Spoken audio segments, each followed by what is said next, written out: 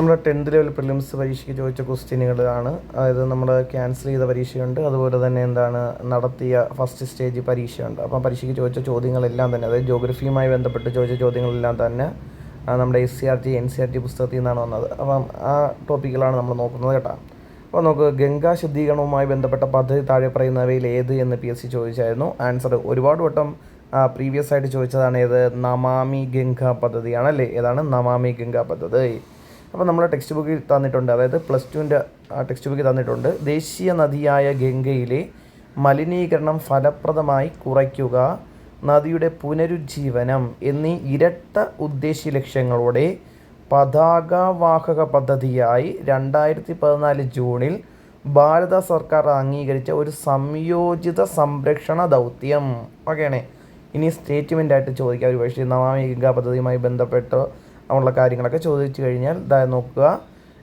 ഗംഗാ നദിയിലെ മലിനീകരണം ഫലപ്രദമായി കുറയ്ക്കുക, നദിയുടെ പുനരുജ്ജീവനം നടത്തുക എന്നീ ഇരട്ട ഉദ്ദേശ്യ ലക്ഷ്യങ്ങളോടെ പതാകവാഹക പദ്ധതി. അപ്പോൾ എന്ത് പദ്ധതിയാണ്? പതാകവാഹക പദ്ധതിയായി 2014 ജൂണിൽ ഭാരത സർക്കാർ അംഗീകരിച്ച ഒരു സംയോജിത സംരക്ഷണ ദൗത്യമാണിത് നമാമി ഗംഗാ പദ്ധതി. ഇത് നമ്മുടെ NCERT പുസ്തകത്തിൽ തന്നിട്ടുണ്ട്. ഇനി നമാമി ഗംഗാ പദ്ധതിയുടെ ഉദ്ദേശ്യ ലക്ഷ്യങ്ങളും അതിൽ തന്നിട്ടുണ്ട്. നമാമി ഗംഗാ പദ്ധതിയുടെ ഉദ്ദേശ്യ ലക്ഷ്യങ്ങളാണ്: 1. മലിനജല ശുദ്ധീകരണ സംവിധാനങ്ങൾ, 2. നദീമുഖ വികസനം, 3. നദീ ഉപരിതല ശുചീകരണം, 4. ജൈവ വൈവിധ്യം, 5. വനവൽക്കരണം, 6. പൊതുജന ബോധവൽക്കരണം. അടുത്തത് വ്യവസായങ്ങളിൽ നിന്നും പുറന്തള്ളുന്ന മാലിന്യങ്ങളുടെ നിരീക്ഷണം, ഗംഗാ ഗ്രാമം. ഇതാണ് നമാമി ഗംഗാ പദ്ധതിയുടെ ഉദ്ദേശ്യ ലക്ഷ്യങ്ങൾ. ഇത്രയും ചോദിച്ച PSC എന്താണ്? ഇനി നമാമി ഗംഗാ പദ്ധതിയുടെ ഉദ്ദേശ്യ ലക്ഷ്യങ്ങൾ എന്ത് എന്ന് ചോദിച്ചു കഴിഞ്ഞാൽ ഓപ്ഷൻ E തന്നിരിക്കുന്ന ഇത്രയായിരിക്കും തരുന്നത്. അപ്പോൾ ഇത് പുറത്തുനിന്നുള്ള ചോദ്യമാണെന്നൊന്നും പറഞ്ഞ് പേടിക്കാനൊന്നും വേണ്ട. നമ്മൾ ഈ പുസ്തകം വായിച്ചു കഴിഞ്ഞാൽ കൃത്യമായിട്ട് നമുക്ക് ആ ഉത്തരം കിട്ടും. ഇനി രണ്ടാമത്തെ ക്വസ്റ്റ്യനാണ്, കർണാടകത്തിലെ ആണവോർജ്ജ നിലയം ഏത്? മുമ്പ് പ്രീവിയസ് ക്വസ്റ്റ്യനൊക്കെയാണ് എന്നൊക്കെ പറഞ്ഞുകൊണ്ട് നമുക്ക് ആ ഉത്തരം കിട്ടും. അത് ഉത്തരം ഏതാണ്? കൈഗയാണ് അല്ലേ. ഇത് നമ്മുടെ NCERT പുസ്തകത്തിൽ കൃത്യമായിട്ട് എഴുതിയിട്ടുണ്ടടാ. ഇതാ നോക്ക്, റാവത്ത് ഫട്ട. അപ്പോൾ റാവത്ത് ഫട്ട രാജസ്ഥാൻ, കൽപ്പാക്കം തമിഴ്നാട്, നറോറ ഉത്തർപ്രദേശ്, കൈഗ കർണാടകം, ഖാഗരപ്പാർ ഗുജറാത്ത് എന്നിവയാണ് ഇന്ത്യയിലെ പ്രധാനപ്പെട്ട ആണവോർജ്ജ നിലയങ്ങൾ എന്ന് പറഞ്ഞ് NCERT പുസ്തകത്തിൽ തന്നിട്ടുണ്ട്. ആ പുസ്തകത്തിൽ നോക്കി തന്നെയാണ് ക്വസ്റ്റ്യൻ ഇട്ടിരിക്കുന്നത്. അപ്പം നോക്ക്, നറോറ ഓപ്ഷനിലുണ്ട് അല്ലേ. അതുപോലെ തന്നെ ആരുണ്ട്? കൽപ്പാക്കം ഓപ്ഷനിലുണ്ട്. അതുപോലെ താരാപൂർ നമ്മുടെ ഓപ്ഷനിലില്ല. ഓക്കെയാണേ. അപ്പോൾ ഇത്രയാണ് നമുക്ക് തന്നിരിക്കുന്നത്. അപ്പോൾ ഇത് വെച്ചുകൊണ്ട് നമ്മളത് പരീക്ഷയ്ക്ക് വീണ്ടും ചോദിക്കാം. അപ്പം പഠിക്കുന്ന സമയത്ത് റാവത്ത് ഫട്ട സംസ്ഥാനത്ത് പഠിക്കണം. ചിലപ്പം ചേരും പഠിച്ചേർക്കാൻ ചോദിച്ചു കളയും. ഇപ്പോൾ റാവത്ത് ഫട്ട രാജസ്ഥാനാണ്, കൽപ്പാക്കം തമിഴ്നാട് ജനറലി കിട്ടും. നറോറ ചോദിച്ചാൽ എവിടെയാണ്? അത് ഉത്തർപ്രദേശാണ്. കൈഗ കർണാടകമാണ്. ഖാഗരപ്പാർ ഇത് പഠിക്കാത്തവരുണ്ടെങ്കിൽ പഠിച്ചു വെച്ചേക്കണം. ഖാഗരപ്പാർ എവിടെയാണ്? അത് ഗുജറാത്തിലാണ് കേട്ടോ. ഖാഗരപ്പാർ എവിടെയാണ്? ഗുജറാത്ത്. അതാണ് കാശ്മീർ താഴ്വരയിലെ കരേവാസ് അവസാദ നിക്ഷേപങ്ങൾക്ക് കാരണമാകുന്നത് എന്ത്? തിരമാലകൾ. അപ്പം തിരമാല ഒരിക്കലും ആവത്തില്ല എന്ന് നമുക്കറിയാം. അപ്പോൾ അവിടെ തന്നെ നമുക്ക് ക്യാൻസൽ ചെയ്ത് കളയാം. പിന്നെ കാറ്റ്, ഹിമാനി നദികൾ, ഇതിലേതെങ്കിലും ഒന്നാണ് ആൻസർ എന്ന് നമുക്ക് മനസ്സിലാവും. അപ്പോൾ നമ്മുടെ NCERT പുസ്തകത്തിൽ തന്നിട്ടുണ്ട് കരേവ. നമുക്ക് ഹിമാനി നിക്ഷേപണ ഭൂരൂപമായ മൊറൈനുകളോടൊപ്പമുള്ള ഹിമാനി കളിമണ്ണും മറ്റു വസ്തുക്കളും ചേർന്ന് രൂപപ്പെടുന്ന കനമേറിയ നിക്ഷേപമാണ് ഇത് കരേവ മണ്ണിനം തന്നിട്ടുണ്ട്. ഇനി നമ്മുടെ NCERT പുസ്തകങ്ങളിലോട്ട് നോക്കടാ. അതിൽ തന്നിട്ടുണ്ട് താഴ്വരകളിൽ എക്കൽ മണ്ണിൻ്റെ നിക്ഷേപമാണ് പ്രധാനമായും കാണപ്പെടുന്നത്. ഓക്കെയാണേ. അപ്പം അവിടുത്തെ കാശ്മീർ താഴ്വരകൾ. അപ്പം കാശ്മീർ താഴ്വരയിലെ ഹിമാനികൾ, ഹിമാനികൾ നിക്ഷേപിക്കുന്ന അവസാദങ്ങളാണെന്ത്? കരേവാസ് എന്ന് കൃത്യമായിട്ട് തന്നിട്ടുണ്ട്. ഇത് നേർത്ത മണലും ജൈവാംശങ്ങളും നിറഞ്ഞ മണ്ണാണ്. ഇത് കുങ്കുമ കൃഷിക്ക് അനുയോജ്യമായ മണ്ണാണ്. ഇത് കരേവാസ് മണ്ണ്. അപ്പോൾ നമ്മുടെ SCERT പുസ്തകത്തിൽ കൃത്യമായിട്ട് ഹിമാനികളുടെ നിക്ഷേപണ ഫലമായാണെന്ത്? കരേവാസ് സൃഷ്ടിക്കപ്പെടുന്നത് കൃത്യമായും തന്നിട്ടുണ്ട്. ആൻസർ ഏതാണ്? ഹിമാനികളാണ് ഉത്തരം കേട്ടോ. അടുത്ത ക്വസ്റ്റ്യനാണ്, കേരളത്തിലെ കൊല്ലം മുതൽ കോട്ടപ്പുറം വരെയുള്ള ദേശീയ ജലപാത ഏത്? ജനറലി നമുക്കറിയാം കൊല്ലം മുതൽ കോട്ടപ്പുറം വരെയുള്ള ദേശീയ ജലപാത ഏത് എന്നറിയാം. എന്നിരുന്നാലും നമ്മുടെ SCERT ടെക്സ്റ്റ് ബുക്കിൽ തന്നിട്ടുണ്ട് ഈ പറയുന്ന തീരദേശങ്ങളെക്കുറിച്ച് പഠിക്കുന്ന സമയത്ത് മലബാർ തീരപ്രദേശമുണ്ട് കേട്ടോ, മലബാർ തീരപ്രദേശം. അപ്പം മലബാർ തീരപ്രദേശത്തിൽ കോട്ടപ്പുറം മുതൽ കൊല്ലം വരെ ഗതാഗത യോഗ്യമായ പ്രദേശമുണ്ട്. ഇവ ഇന്ത്യയിലെ പ്രധാന ദേശീയ ജലപാതകളിലൊന്നാണ്. അത് നാഷണൽ വാട്ടർവേ 3 എന്നെന്താണ് അവർ ബ്രാക്കറ്റ് തന്നിട്ടുണ്ട്. എന്നാൽ നമ്മുടെ NCERT പുസ്തകത്തിലുണ്ടല്ലോ, NCERT പുസ്തകത്തിൽ അവർ കോളം വരച്ച് തന്നെ തന്നിട്ടുണ്ട്. നാഷണൽ വാട്ടർവേ 3 എന്താണ് കോട്ടപ്പുറം മുതൽ കൊല്ലം വരെ ഒക്കെയാണ്. അത് 205 കിലോമീറ്റർ എന്ന് പറഞ്ഞാണ് തന്നിരിക്കുന്നത്. ചിലപ്പോൾ ഒരുപക്ഷെ NCERTയുടെ ഉത്തരവാണ് ചോദിക്കുന്നത് എങ്കിൽ 205 കിലോമീറ്ററാണ് അതിൻ്റെ നീളമെന്ന് എഴുതി വെച്ചോണം. അടുത്ത ക്വസ്റ്റ്യനാണ് അറബിക്കടലിനും പശ്ചിമഘട്ടത്തിനും ഇടയിൽ സ്ഥിതി ചെയ്യുന്ന തീരസമതലം ഏത്? നോക്ക്, അറബിക്കടലിലും പശ്ചിമഘട്ടം എന്ന് പറഞ്ഞാൽ പടിഞ്ഞാറാണ് അല്ലേ. അപ്പോൾ ഈ ബംഗാൾ വരുന്ന സ്ഥലം, കിഴക്ക് സ്ഥലം, കോറമാൻഡൽ ഇതെല്ലാം ഏതാണ്? കിഴക്ക് വശത്താണ് വരുന്നത്. എന്നാൽ കിഴക്ക് വശത്ത് വരാതെ പടിഞ്ഞാറ് ഭാഗത്ത് വരുന്നത് ആര് മാത്രമേ ഉള്ളൂ? അത് പടിഞ്ഞാറൻ തീരസമതലം മാത്രമേ ഉള്ളൂ. അപ്പോൾ ഉപദ്വീപീയ പീഠഭൂമിക്കും അറബിക്കടലിനും ഇടയിൽ സ്ഥിതി ചെയ്യുന്ന ഇടുങ്ങിയ ഭൂപ്രദേശമാണ് ഏത്? പടിഞ്ഞാറൻ തീരസമതലം. കണ്ട അറബിക്കടൽ. അപ്പോൾ അറബിക്കടലിനോട് ചേർന്ന് കാണപ്പെടുന്ന തീരസമതലമാണ് ഏത്? പടിഞ്ഞാറൻ തീരസമതലം. അപ്പം അവിടെ പശ്ചിമഘട്ടം എന്ന് എഴുതിയിട്ടില്ല, പകരം എന്താണ് എഴുതിയിരിക്കുന്നത്? ഉപദ്വീപീയ പീഠഭൂമിക്കും അറബിക്കടലിനും ഇടയിലെന്ന് മാത്രമേ തന്നിട്ടുള്ളൂ കേട്ടോ. അപ്പോൾ ഒരുപക്ഷെ ഇനി എന്ത് ചെയ്യും, അങ്ങനെ ഒരുപക്ഷെ ചോദിക്കാം, ഉപദ്വീപീയ പീഠഭൂമിക്കും അറബിക്കടലിനും ഇടയിൽ സ്ഥിതി ചെയ്യുന്ന ഇടുങ്ങിയ ഭൂപ്രദേശം ഏത് എന്ന് ചോദിച്ചു കഴിഞ്ഞാൽ അത് പടിഞ്ഞാറൻ തീരസമതലമാണ് കേട്ടോ, പടിഞ്ഞാറൻ തീരസമതലം. എന്നാൽ ദാണ്ടെ ഇവിടെ കിഴക്കൻ തീരസമതലത്തിൽ NCERT തന്നിട്ടുണ്ട്. പൂർവ്വഘട്ടത്തിനും ബംഗാൾ ഉൾക്കടലിനും മധ്യ സ്ഥിതി ചെയ്യുന്ന താരതമ്യേന വീതി കൂടിയ തീരസമതലമാണ് കിഴക്കൻ തീരസമതലം. അപ്പം ജനറലായിട്ട് മറ്റത് നമുക്ക് ആലോചിക്കാം. അറബിക്കടലിനും എവിടെയാണ്? പശ്ചിമഘട്ടം. ഓക്കെ, അറബിക്കടലിനും പശ്ചിമഘട്ടത്തിനും ഇടയിലാണെന്ന് ജനറലി നമുക്ക് എന്താണ് ഉത്തരം കിട്ടും കേട്ടോ. അങ്ങനെയെന്ന് ഈ ചോദ്യത്തിൻ്റെ ഉത്തരം ഏത് വരുന്നത്? പടിഞ്ഞാറൻ തീരസമതലമാണ് ഇവിടെ ഉത്തരവായിട്ട് വരുന്നത്. അപ്പോൾ അടുത്ത ക്വസ്റ്റ്യനാണ് മെയ് ജൂൺ മാസങ്ങളിൽ രാജസ്ഥാനിലെ മരുപ്രദേശങ്ങളിൽ നിന്ന് ഗംഗാ സമതലങ്ങളിലേക്ക് വീശുന്ന ശക്തിയേറിയ വരണ്ട ഉഷ്ണക്കാറ്റിനെ എന്ത് പേരിൽ അറിയപ്പെടുന്നു? ഒരുപാട് വട്ടം PSC ചോദിച്ചതാണ്. PSC എന്താണ് ചോദിച്ചത്? ഈ പറഞ്ഞ NCERT പുസ്തകത്തിൽ നിന്നാണ്. പുതിയ NCERT 9ാം ക്ലാസ്സിൽ ടെക്സ്റ്റ് ബുക്കിലുണ്ട്. ഉഷ്ണകാലത്തെക്കുറിച്ച് എഴുതിയിട്ടുണ്ട്. എന്താണ്? മെയ് ജൂൺ മാസങ്ങളിൽ രാജസ്ഥാനിലെ മരുഭൂമി പ്രദേശങ്ങളിൽ നിന്നും ഗംഗാ സമതലത്തിലേക്ക് ശക്തിയേറിയ വരണ്ട ഉഷ്ണക്കാറ്റുകൾ വീശാറുണ്ട്. ഇതിനെ എന്തെന്നറിയപ്പെടുന്നു? ലൂ എന്നറിയപ്പെടുന്നു കേട്ടോ. ഇത് എന്തെന്നറിയപ്പെടുന്നു? ലൂ എന്നറിയപ്പെടുന്നു. ഇതൊരു കാലികവാദത്തിന് ഉദാഹരണമാണ് കേട്ടോ, കാലികവാദമാണ്. അതുപോലെ ഇതൊരു പ്രാദേശികവാദവും ഒക്കെയാണ് ലൂ എന്നറിയപ്പെടുന്നത്. അപ്പോൾ ഇതാണ് നമ്മളടുത്ത് പരീക്ഷയ്ക്ക് ചോദിച്ചത്. ടെക്സ്റ്റ് ബുക്കിൽ കൃത്യമായിട്ട് എന്താണ് അതിൻ്റെ ഉത്തരം ഉണ്ടും താനും. അടുത്ത ക്വസ്റ്റ്യനാണ് ചലം നദി വക്രവലയങ്ങൾ രൂപപ്പെടുത്തുന്നതിന് കാരണമായി ഭവിച്ച തടാകം ഏതാണ്? നമ്മൾ NCERT പുസ്തകത്തിൽ എഴുതിയിട്ടുണ്ടടാ.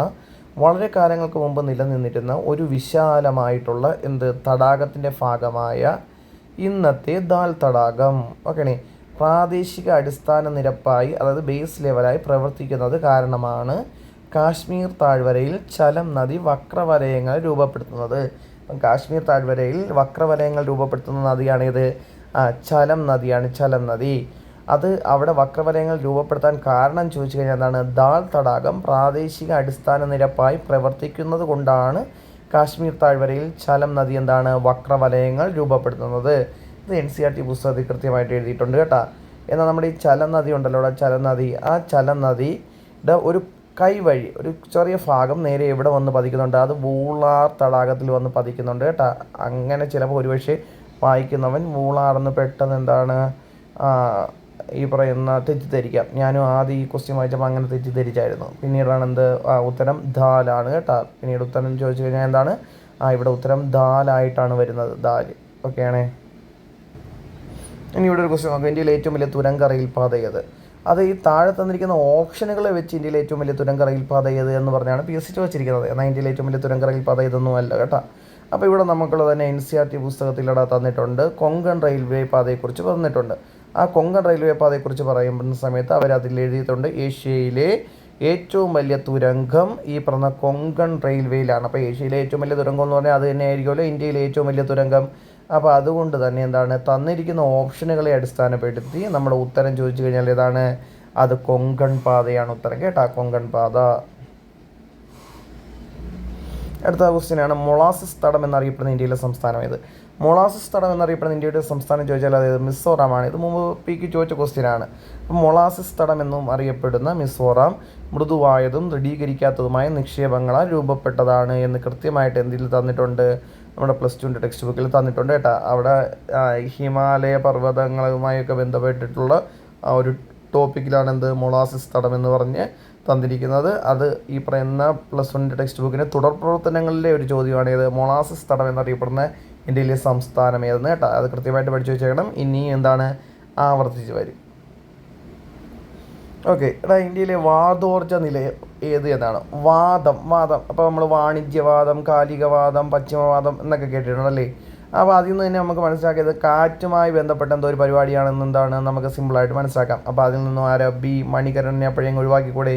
പിന്നെ കാകരപ്പാർ നമ്മൾ നേരത്തെ പറഞ്ഞതാണ് ആണവോർജ്ജ നിലയങ്ങളിലാണല്ലേ. അപ്പോൾ അതും നമുക്ക് ഒഴിവാക്കിക്കൂടെ? അപ്പോൾ എ അല്ലെങ്കിൽ ഡി ആണ് ഉത്തരവായിട്ട് വരുന്നത്. അപ്പോൾ നമുക്കുള്ള ടെക്സ്റ്റ് ബുക്കിൽ കൃത്യമായിട്ട് തന്നിട്ടുണ്ട്, വാതോർജ്ജങ്ങളെക്കുറിച്ച് പറയുന്നുണ്ട് കേട്ടോ. ഇവിടെ നോക്ക്, ഗുജറാത്തിലെ കച്ച് മേഖലയിലെ ലെംബ, ഈ സ്ഥലം കണ്ടാൽ ലെംബയിൽ സ്ഥിതി ചെയ്യുന്ന വാതോർജ്ജ നിലയം ഏഷ്യയിലെ തന്നെ ഏറ്റവും വലിയതാണ്. ഇനി അതുപോലെ മറ്റൊരു വാതോർജ്ജ നിലയം തമിഴ്നാട്ടിലെ തൂത്തുക്കുടിയിൽ സ്ഥിതി ചെയ്യുന്നു. ഇനി പരീക്ഷയ്ക്ക് ചിലപ്പോൾ അടുത്തത് ചോദിക്കുന്നത് തൂത്തുക്കുടിയുടെ കേസായിരിക്കും ചോദിക്കുന്നത് കേട്ടോ. അപ്പം രാജസ്ഥാൻ, ഗുജറാത്ത്, മഹാരാഷ്ട്ര, കർണാടകം എന്നിവിടങ്ങളിൽ വാതോർജ്ജത്തിന് അനുഗുണമായ സാഹചര്യങ്ങളുണ്ട്. സ്റ്റേറ്റ്മെൻറ്റായിട്ട് ചോദിക്കും, വാതോർജ്ജത്തിന് അനുഗുണമായ സാഹചര്യങ്ങളുള്ള ഇന്ത്യൻ സംസ്ഥാനങ്ങൾ ഏതൊക്കെയെന്ന് ചോദിച്ചു കഴിഞ്ഞാൽ രാജസ്ഥാൻ, ഗുജറാത്ത്, മഹാരാഷ്ട്ര, കർണാടക. ഓക്കെയാണ്. അപ്പം നമുക്കിവിടെ ചോദിച്ചിരിക്കുന്ന ഉത്തരം ഏത്? അപ്പോൾ ഇതിൽ നിന്ന് കിട്ടും ഏതാണ്? ലെംബയാണ് ആൻസർ കേട്ടോ. ഉത്തരം ചോദിച്ചാൽ ഏതാണ്? ലെംബയാണ് ഉത്തരം. ഏതാണ്? യുറേനിയം അല്ലേ. അപ്പോൾ നമുക്കറിയാം ആണവോർജ്ജ നിലയങ്ങളിൽ ഇന്ധനമായി ഉപയോഗിക്കുന്നത് യുറേനിയം 235 ഐസോട്ടോപ്പുകൾ എന്നൊക്കെ പറഞ്ഞതാണ്. നമ്മൾ കെമിസ്ട്രിയിൽ ഐസോട്ടോപ്പുകളൊക്കെ പഠിക്കും. അപ്പോൾ ഇന്ത്യയിൽ യുറേനിയം നിക്ഷേപം കാണപ്പെടുന്ന ശിലകൾ ഏതാണ് ചോദിച്ചേക്കുന്നത്. ഇവിടെ നോക്ക്, ദർവാർ ശിലകളിലാണ് യുറേനിയം നിക്ഷേപങ്ങൾ കാണപ്പെടുന്നത് എന്ന് നമുക്ക് എഴുതിയിരിക്കുന്നത് +2 ടെക്സ്റ്റ് ബുക്കിൽ ആണവോർജ്ജ വിഭവങ്ങളുമായി ബന്ധപ്പെട്ട് തന്നിരിക്കുന്നതിലാണ് കേട്ടോ. അപ്പോൾ ആണവോർജ്ജം എന്ത് തരം ഊർജ്ജമാണ് ചോദിച്ചാൽ പാരമ്പര്യമാണോ പാരമ്പര്യേതരമാണോ എന്ന് ചോദിച്ചാൽ പാരമ്പര്യ ഊർജ്ജ സ്രോതസ്സിന് ഉദാഹരണമാണേത്? ആണവോർജ്ജം കേട്ടോ. പാരമ്പര്യ ഊർജ്ജ സ്രോതസ്സിന് ഉദാഹരണമാണേത്? ആണവോർജ്ജം. അപ്പം നമ്മുടെ പരീക്ഷയിൽ യുറേനിയം നിക്ഷേപം കാണപ്പെടുന്നത് എവിടെയെന്ന് വെച്ചാൽ എവിടെയാണ്? അത് ധാർവാർ ശിലകളിലാണ് കേട്ടോ. ധാർവാർ ശിലകൾ. ഇനി അടുത്ത ഒരു ക്വസ്റ്റ്യനാണ്, പഞ്ചപ്രയാഗ് സ്ഥിതി ചെയ്യുന്നത് എവിടെ? കാശ്മീർ ഹിമാലയം, ഡാർജിലിംഗ് ഹിമാലയം, ഉത്തരാഖണ്ഡ് ഹിമാലയം, അരുണാചൽ ഹിമാലയം. അവിടെ സിമ്പിളായിട്ട് നമ്മൾ പ്രയാഗ് രാജ് എന്നൊക്കെ നമ്മൾ ചിന്തിച്ച് കഴിഞ്ഞാൽ തന്നെ നമുക്ക് ഇന്ന് അരുണാചലിനെയും ഡാർജിലിങ്ങിനെയും കാശ്മീരിനെയൊക്കെ ഒഴിവാക്കി കളഞ്ഞ് ഉത്തരാഖണ്ഡ് ഹിമാലയം ഉത്തരമായിട്ട് എഴുതാൻ പറ്റും. അപ്പോൾ എന്നാൽ നമുക്കുള്ള NCERT പുസ്തകത്തിൽ കൃത്യമായിട്ട് തന്നിട്ടുണ്ടോ? ഹിമാചൽ, ഉത്തരാഖണ്ഡ്, ഹിമാലയം എന്ന് പറഞ്ഞൊരു ടോപ്പിക്ക് തന്നിട്ടുണ്ട്. അവിടെ അവർ എഴുതി തന്നിട്ടുണ്ട്, ഈ പറയുന്ന ഹിമാലയ ഭാഗങ്ങളിൽ സ്ഥിതി ചെയ്യുന്ന പ്രസിദ്ധമായ പഞ്ചപ്രയാഗം എന്ന് പറഞ്ഞു കഴിഞ്ഞാൽ നദികളുടെ സംഗമ സ്ഥാനങ്ങളാണ് കേട്ടോ. അങ്ങനത്തെ പ്രധാനപ്പെട്ട 5 എണ്ണമുണ്ട്. ആ പഞ്ചപ്രയാഗങ്ങളുടെ പേരിൽ അറിയപ്പെടുന്നു. ഈ അറിയപ്പെടുന്ന ആരെയെന്ന് ചോദിച്ചാൽ ആരെയാണ്? അത് ഉത്തരാഖണ്ഡ് ഹിമാലയ. ഓക്കെയാണ്. നമ്മളടുത്ത് എടുത്ത് ചോദിച്ചതുകൊണ്ടാണ് ഉത്തരാഖണ്ഡ് ഹിമാലയ. അപ്പം നമ്മളടുത്ത് option A Kashmir Himalaya, option B Darjeeling Sikkim Himalaya, Sikkim Himalaya, option C Himachal Uttaranchal Himalaya.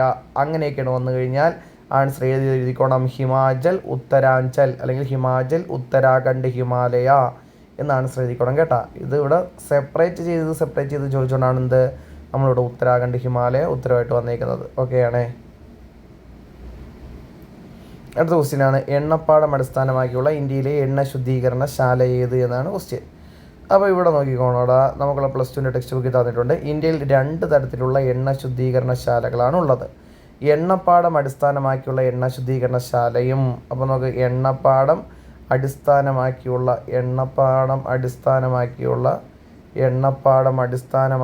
എണ്ണ ശുദ്ധീകരണശാല, അതുപോലെ കമ്പോള അടിസ്ഥാനത്തിലുള്ള എണ്ണ ശുദ്ധീകരണശാല. അപ്പോൾ 2 രീതിയിൽ എണ്ണ ശുദ്ധീകരണശാലയെ ക്ലാസിഫൈ ചെയ്തിട്ടുണ്ട്.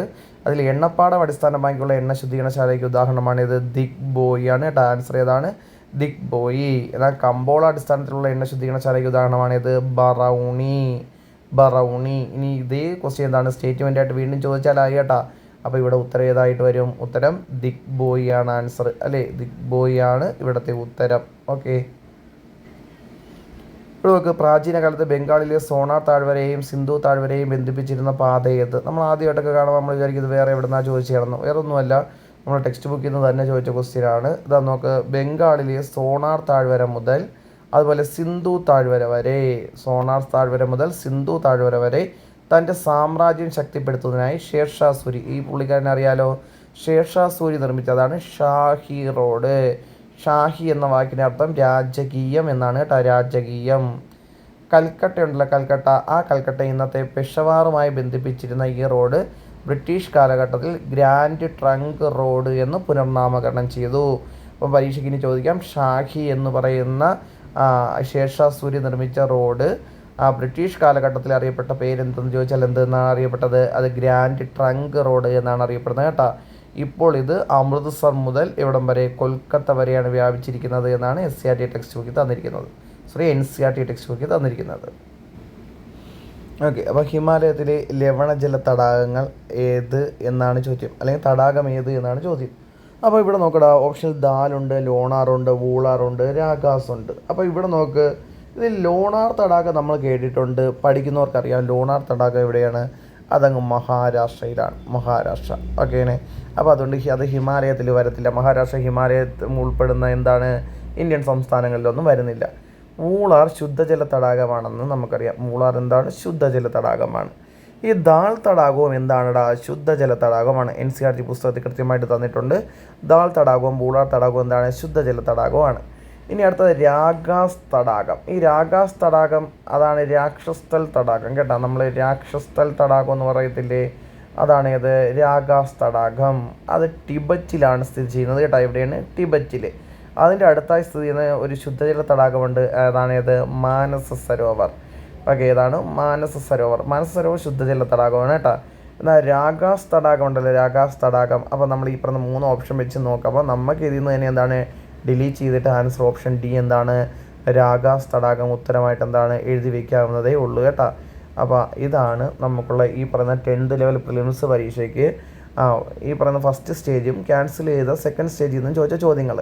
ഇതിൽ ഒരു ചോദ്യം പോലും എന്തിനാണ് ഈ NCERT പുസ്തകത്തിൽ നിന്ന് ഒഴികെ വേറെ വെളിയൊന്നും ചോദിച്ചിട്ടില്ല. എല്ലാം ഇതിൻ്റെ അകത്തുള്ള ചോദ്യങ്ങൾ തന്നെയാണ് ചോദിച്ചേക്കുന്നത്. അപ്പോൾ അടുത്ത തവണ പരീക്ഷയ്ക്ക് പോകുന്നവർ എന്ത് ചെയ്യണം? കൃത്യമായി ഈ പറഞ്ഞ +1 +2 പുസ്തകങ്ങളും കൂടെയൊക്കെ എന്ത് ചെയ്യുക? ഒന്ന് റെഫർ ചെയ്തുകൊണ്ട് പോകണം കേട്ടോ.